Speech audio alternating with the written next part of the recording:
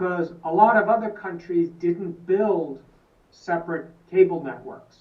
So in that sense, we do have an advantage if the new FCC chairman and the policy, the House legislators recognize that we have an opportunity to use those two pipes and open up those pipes so that we have more competition.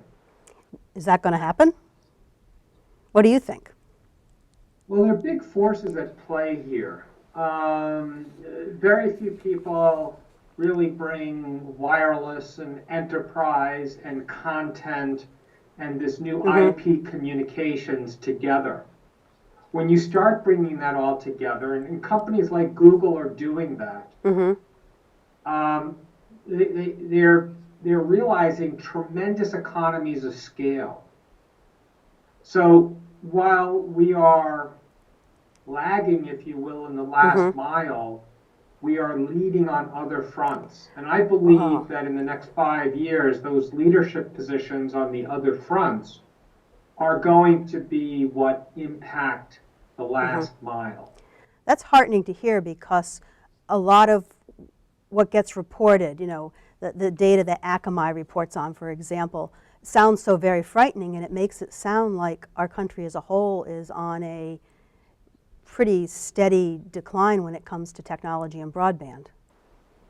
Yeah, it is. And we've seen in the last year or two some attempts to change that or address that issue. People who've watched this have probably heard about the Google Fiber in Kansas City and elsewhere. And really what that's showing us is at $70 for a gigabit, that's where we should be everywhere in the United States. That type of performance price curve is actually what we were on if you draw a logarithmic line from the early 80s with our first Hayes modems over our dial-up I remember those. telephone service.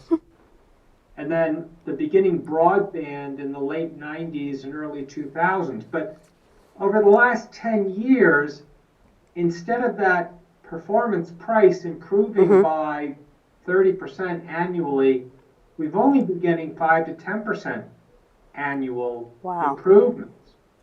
And when you compound that over 10 years, that's really the difference we're seeing today, where in New York, I'm paying $50 to $60